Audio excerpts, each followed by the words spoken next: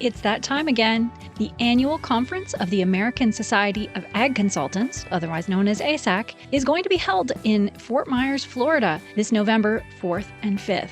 Kurt Covington is one of 9 professionals who will address the conference. The other speakers who will cover a wide range of topics represent Florida Farm Bureau, Florida Citrus Commission, University of Tennessee Institute of Agriculture, National Ag Law Center, Risk Mitigators and Advisors, Tyler Associates, as well as the lead economist for dairy at CoBank, and myself, Chrissy Wozniak from North American Ag. The day and a half of presentations will be followed by ag tours on Tuesday afternoon at Echo Farms, one of my favorite places here in Fort Myers.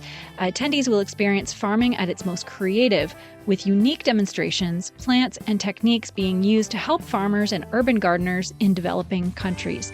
A second tour at Echo will showcase simple technologies that can improve food, water, and shelter for millions of people. A third tour of a hydroponic grower is also being planned.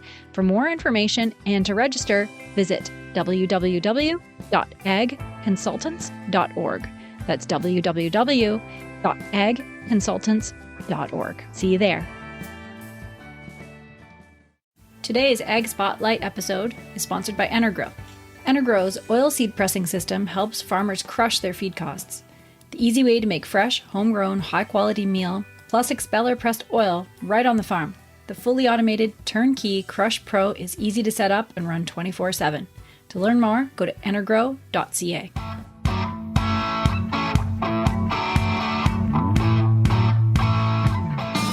Hi, and welcome to North American Ag Spotlight. I'm Chrissy Wozniak, and I'm honored today to be speaking with the Dairy Cattle Behavior and Welfare Specialist from the Department of Animal Sciences at Washington State University. Her research career began at Texas A&M University, where she investigated the impact of transport on cattle stress levels, and was awarded her PhD in 2012.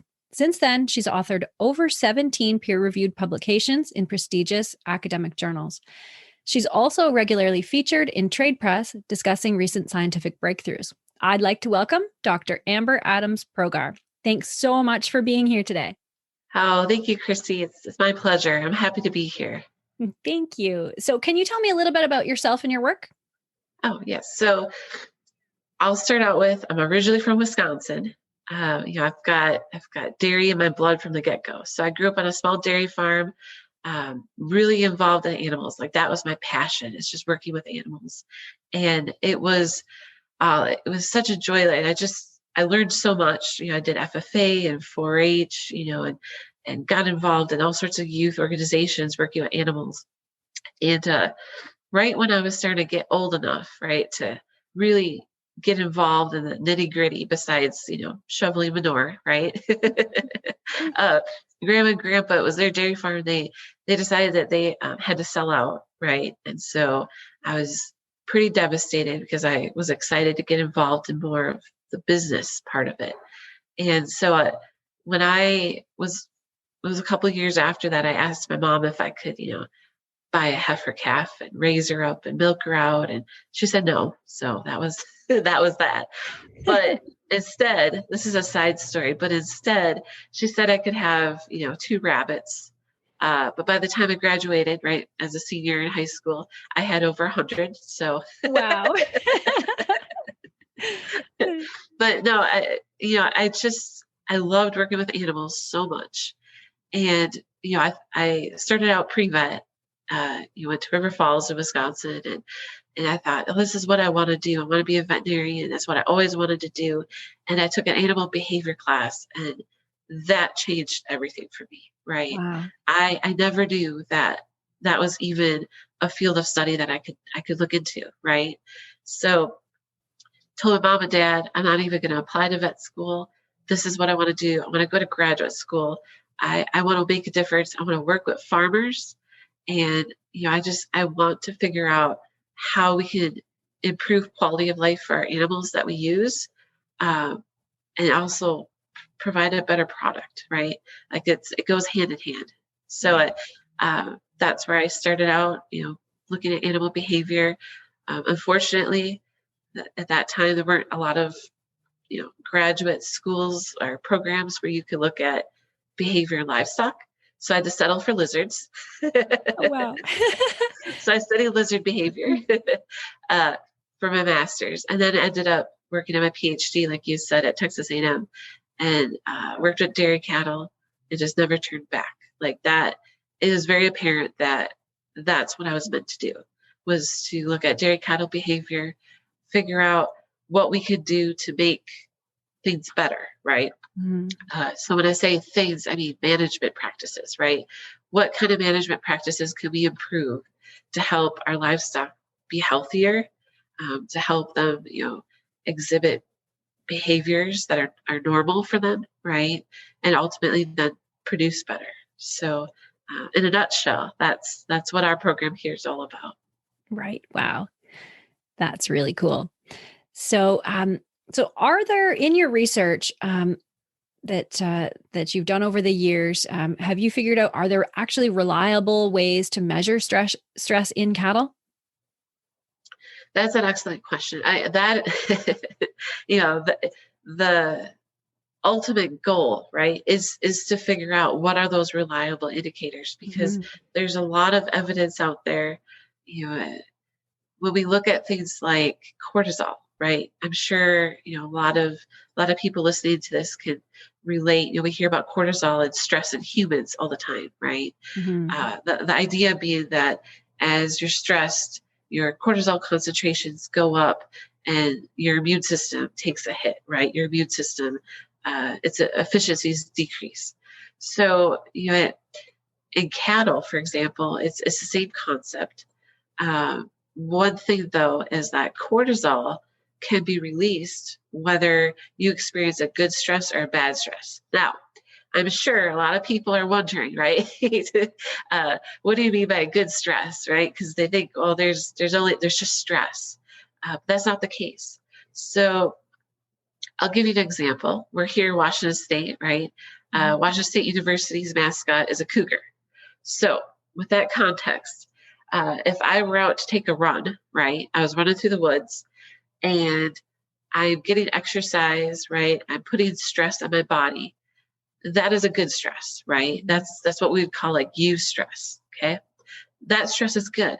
Ultimately, it helps the body, right? Right. Now, if I'm running through the woods and a cougar jumps out and starts chasing me, that would be distress. That would be bad stress. Right. That makes And sense. in that case, there's definitely a big difference between the two, but your body can't recognize those differences, right? Stress, it releases cortisol and it affects you, just as in cattle. So when we look at, well, can't we measure cortisol, right, in your blood, for example? You can, but you're measuring stress in general. When really what we want to get down to is distress, right? I mean, we want to know, how can we minimize distress in animals?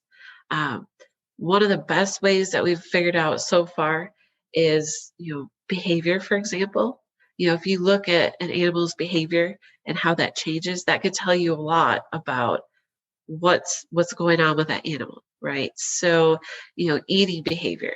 If you even think about like a sick calf, for example, that's one of the things that you probably notice first, is that they start to go off feed a little bit. Something's not quite right. Our goal, though, is to use technologies, and I think we'll talk about that in a little bit, use technologies to actually detect distress earlier. So why wait, until they're already showing symptoms?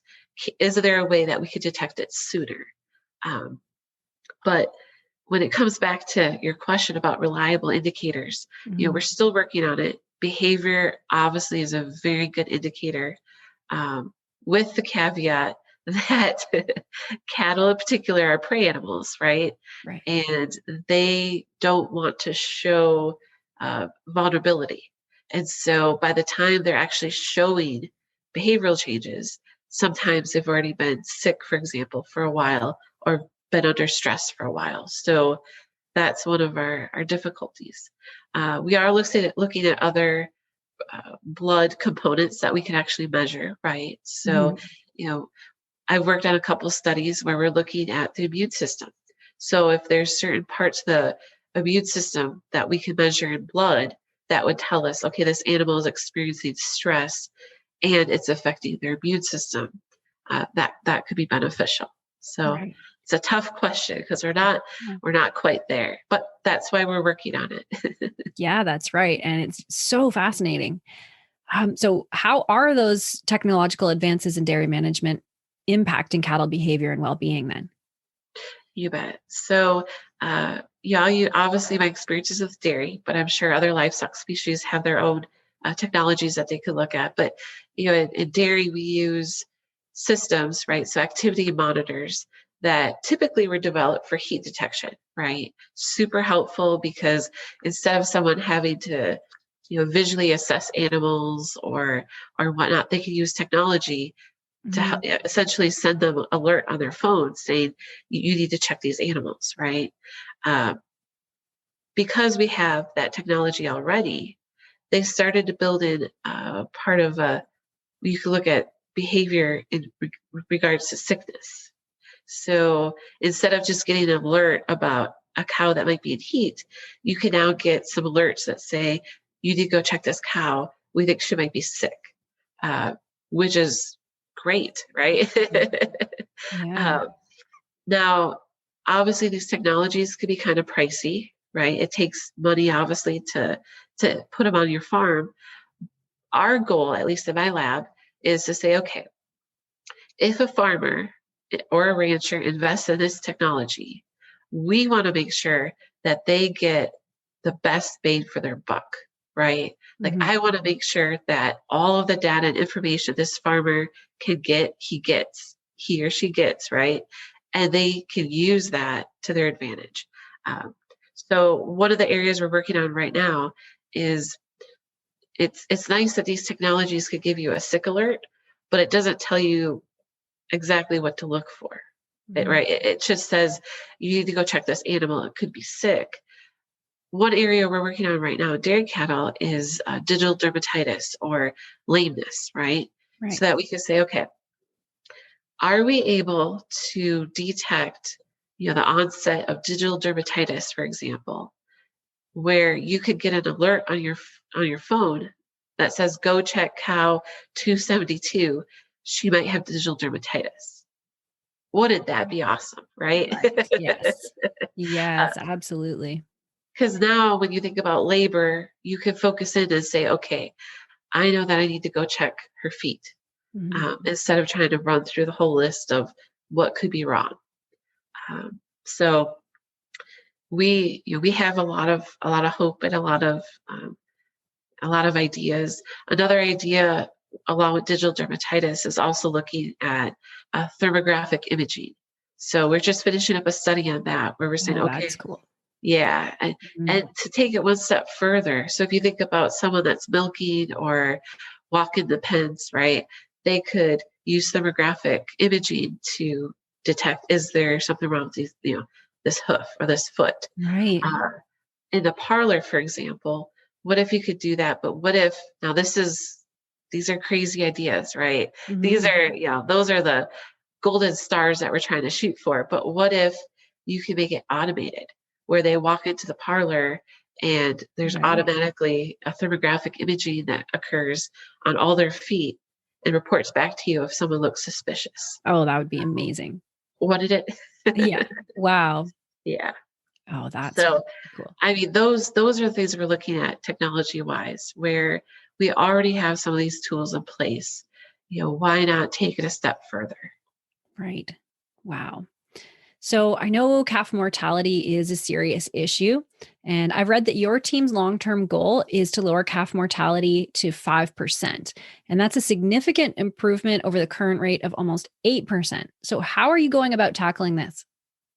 Yeah, thank you. That I'm glad you brought that up because calf mortality is one of the things that we're dealing with, as an industry.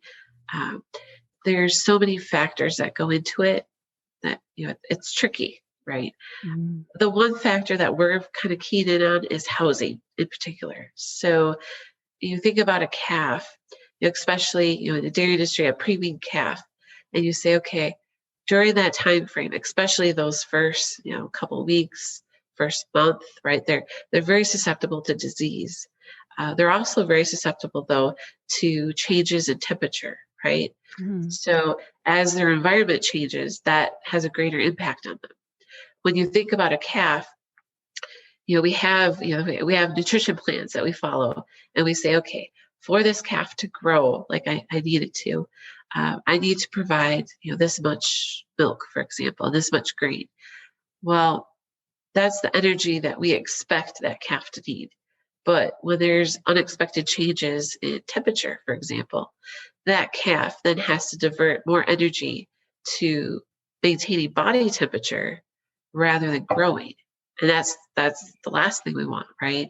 And on top of that, there's the health component too. So more energy that's converted to just trying to maintain their body temperature means that there's also less energy available to fight off any potential pathogens or disease. So we're looking at both ends of the spectrum. Especially those new calves are extremely or more highly susceptible to changes in temperature. So we're looking at both heat stress and cold stress. On the cold stress side, we're looking at things like calf jackets. One of our studies that we looked at, I got to tell you, it was one of the most adorable studies we ever did. Because we had a bunch of little Jersey calves, right? So Jersey calves, and we put jackets on them, right? So Jersey calves and jackets. Oh yeah, that's as cute as baby goats in pajamas, right? Exactly. So we had Jersey calves and jackets, and we were looking at some Jersey calves without jackets. I said, okay, what difference do these jackets make? Especially in those first couple of weeks of life during winter. Now, I have to be honest, for our study, winter in Washington, at least that winter, was nowhere near, right? Winter in northern Wisconsin. Right. It still got very cold though. And based on what we saw, we were looking at changes in calf body temperature. We're looking at differences in calf behavior, drinking behavior, for example. Based on what we saw, with growth and all of those other parameters, we didn't see a big difference. And I do think that that's because we didn't have such a harsh winter, right? I think that calf jackets, if there's a farmer that's considering them, I think they definitely can't hurt, right? It's a matter of, is it worth the investment? And I guess it depends on how many jackets you have to buy, right? Yes. Yeah. And so, for our study, we didn't see differences, but I've seen a lot of success with calf jackets in harsher climates, right? Where, especially like right now, I know there's a cold wave coming through. Farmers are getting hit pretty hard with wind chills and -50 and temperatures like that. I think that, anything you could give that calf to help them, do it, right? Yeah. Now on the side of heat stress, we're looking at housing, for example. So we looked at 2 different housing systems. And this is a paper that actually just got published last year. Okay. And we actually looked at, we had calves that were the traditional hutches, and the calves that were in a 3-sided barn that had stalls, right? So they had a roof over their head, and then they had individual stalls. So we looked at, looking at airflow, ambient temperature, humidity, what are the environments these 2 different groups of calves experience? And then with that, how does that affect their behavior, their growth, and then their body temperature, right? So we looked at all those, and ultimately, do we see differences in instances of disease, right? So one of the things we noticed was that, calves that were, in these stalls, they had more airflow go through, right? So if you think about a barn compared to, if a calf in a hutch only has the hutch, there's very little airflow usually going through those hutches, right? You can open up the sides sometimes or the back, or sometimes there's vents on the top, but getting airflow through there can be pretty tricky. So our hutch calves actually had an outdoor area too. So that helped, right? That helped them a lot where they could come out. But we did see, hutch calves had higher body temperatures. So they were exposed to hotter environment, being outside in the hutches versus in the stalls in the barn.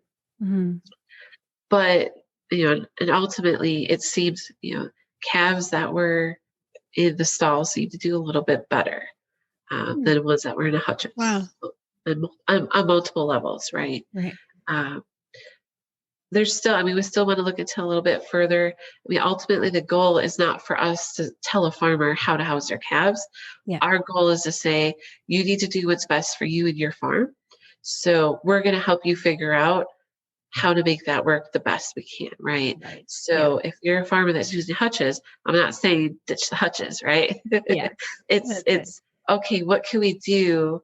There's been studies out there that say if you prop up the back of the hutch, for example, that helps with airflow. Yeah, So that makes sense.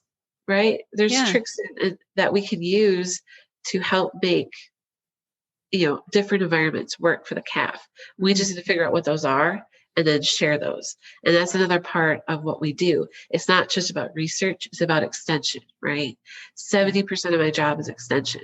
And that's literally going out, asking farmers, what keeps you up at night, right? Literally, as blunt as it gets, what are those issues that keep you up? Okay, what can we do at WSU to help figure those out, right? What can we do to help you? So I come back, I go to the researchers, I go to my lab and my colleagues' labs, and I say, we have a problem. Here's what it is. What can we do research-wise to try to figure this out? Right. And then That's take our results back. So, yeah. Wow, that is so fascinating. Your group also received funding from the dairy industry to investigate ways that digital dermatitis affects cow behavior and to identify the most effective treatment. So you spent 2 years following over 200 cows. Can you tell me what you learned from this study? Well, I learned a lot. I saw a lot of feet. That's for sure. Yeah. 200 cows over 2 years. That's a lot of feet, right? Yeah, I guess. But no, we use one of those heat detection activity monitors, right, to look at behavior. And we said, okay, for cow that has digital dermatitis and a cow that doesn't, right, that has healthy feet, what behavioral differences do we see between the two groups? Right. And I have to tell you, one of the key findings that we had was related to eating behavior. So when we talk about lactating cows, what is it that we want them to do with their day? Well, we want them to spend 50% or more of their day resting and ruminating, right? And then we want them to eat. Obviously, they have to go get milk, they have to drink water, they have to, right? But when we looked at cows that had digital dermatitis, they spent 72 minutes less per day eating than cows that had healthy feet. And so that really struck us, right? Because we thought, wow, if you think about all the feed that cow is missing out on, right? That she's not intaking because for whatever reason, she doesn't want to go to the feed bunk and eat as much, or visit the feed bunk as much. How is that affecting, her milk production? How, it opens up a lot of other questions, right? Because 72 minutes over an hour, that's a big difference. Definitely. Wow. Yeah. And then on top of that too, we saw some differences in what we would call high activity. So that would be, activity related to trying to identify heat in cows. We saw that cows, not surprising, that had digital dermatitis spent less time being highly active, which means that now you have a confounding factor, right? So it's already hard enough to detect heat in cows, but now you're adding to that they're displaying less estrus-related behavior or heat-related behavior because of digital dermatitis. Wow. Yeah, Wow, it was a that's amazing. pretty interesting study. I guess, yeah.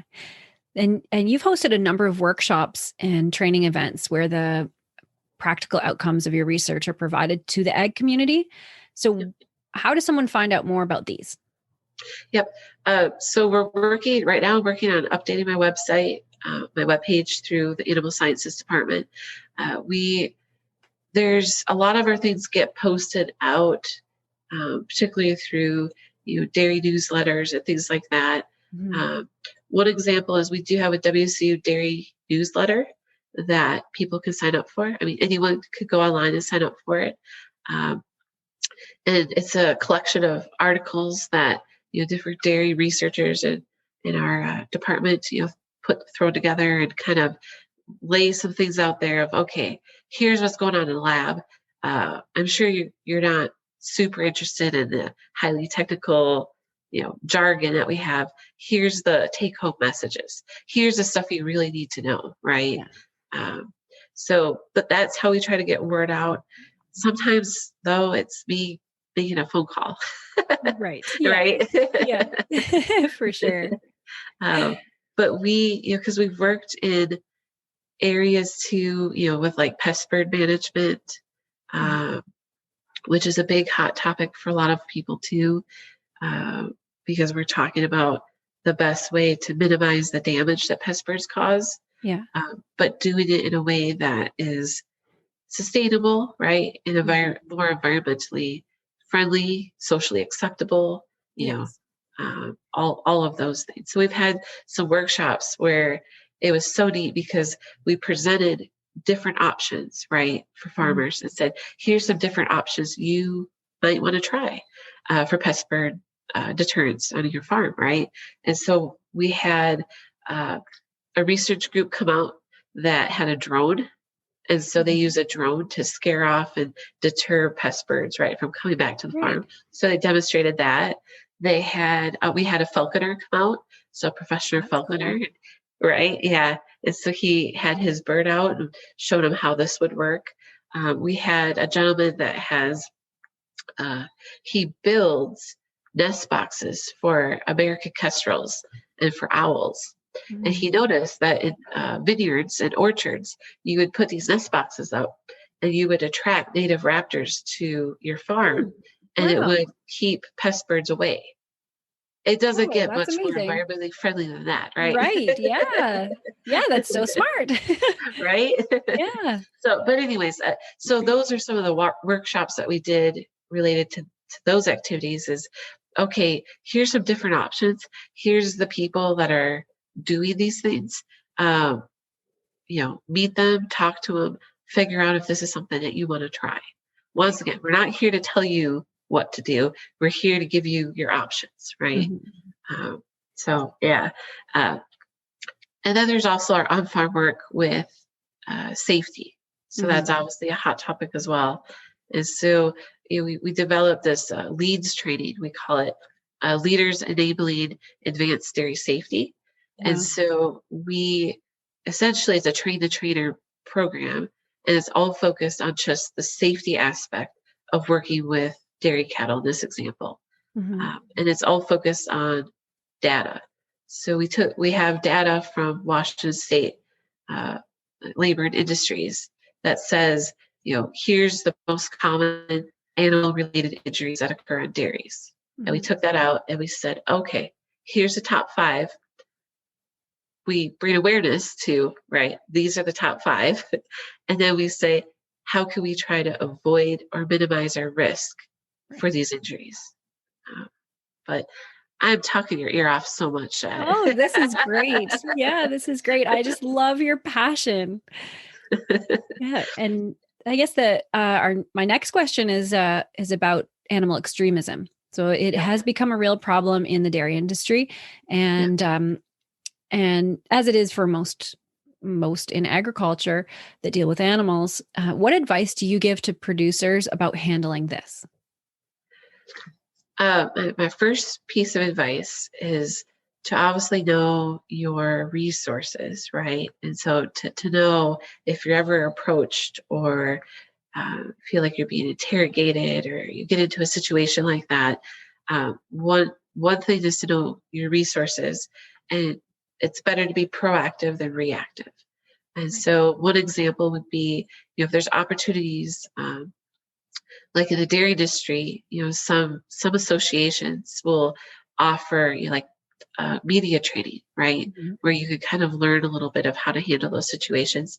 Take them up on that, right? Be prepared so that if you get in a position like that, you know how to handle it, right? That's a good piece of advice, I think. On top of that, we, sometimes there's things that happen that are unpreventable, right? Mm-hmm. I mean, when we talk about even human safety, right? Things can happen.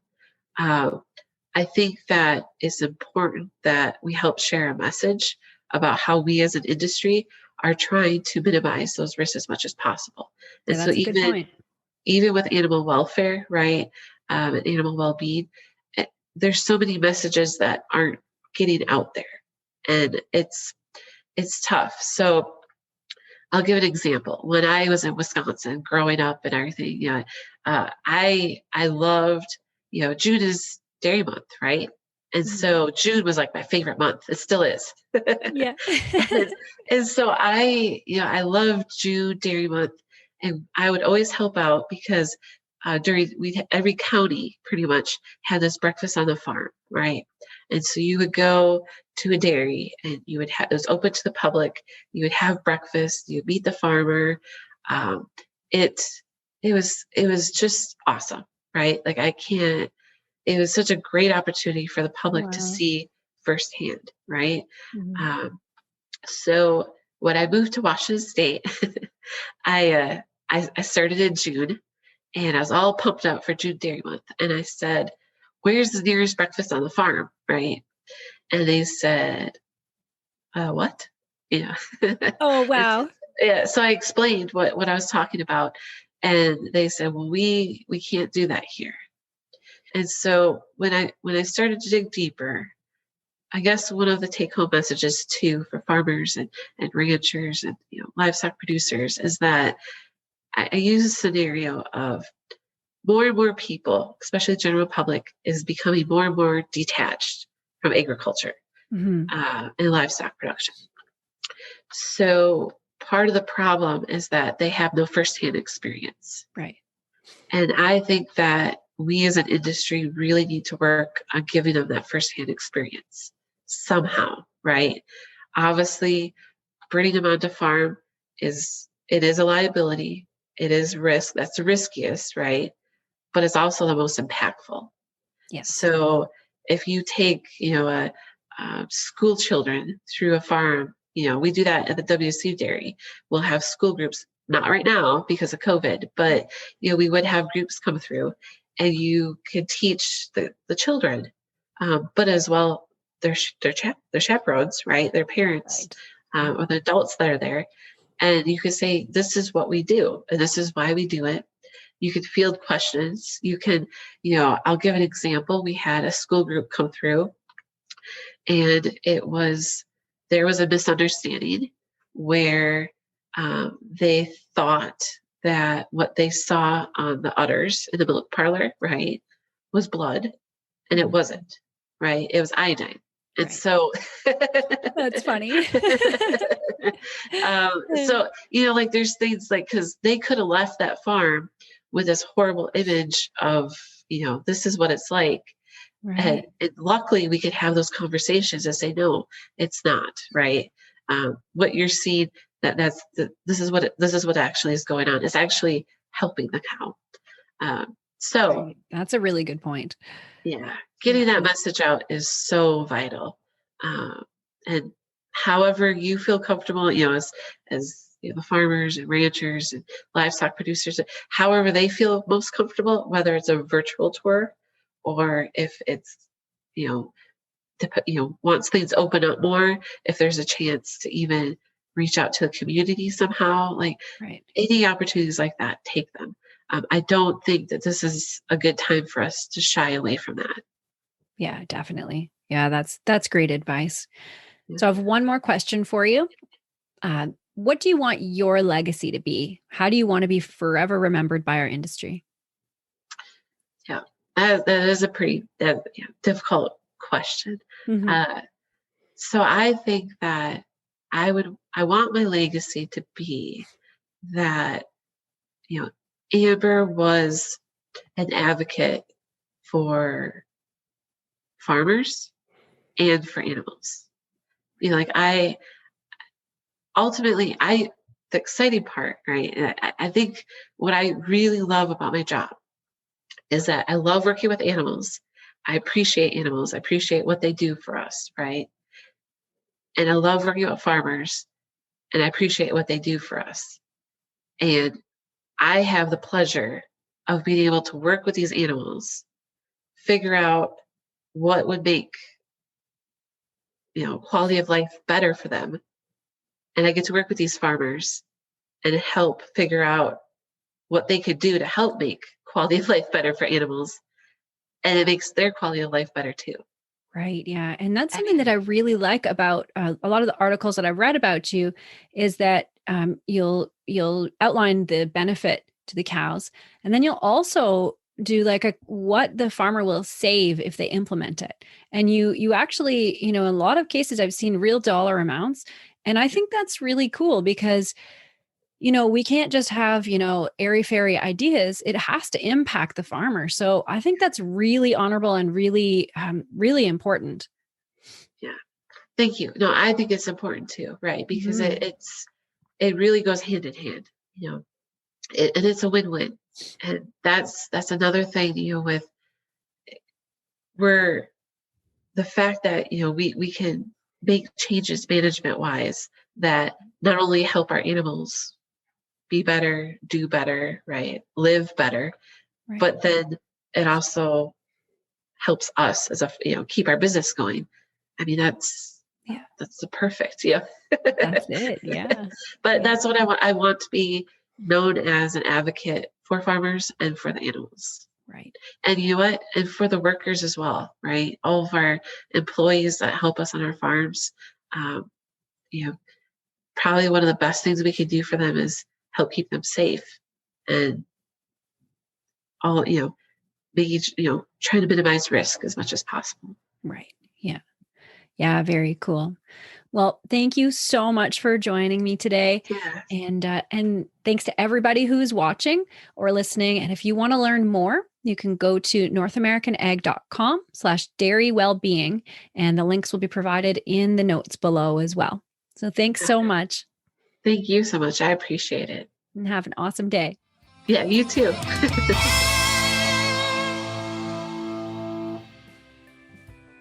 The way we conduct business in agriculture has endured a drastic change. Our handshake industry has traditionally been face-to-face, but with the cancellation of in-person events and farm shows, everyone has had to adapt. From farms to manufacturers to service providers.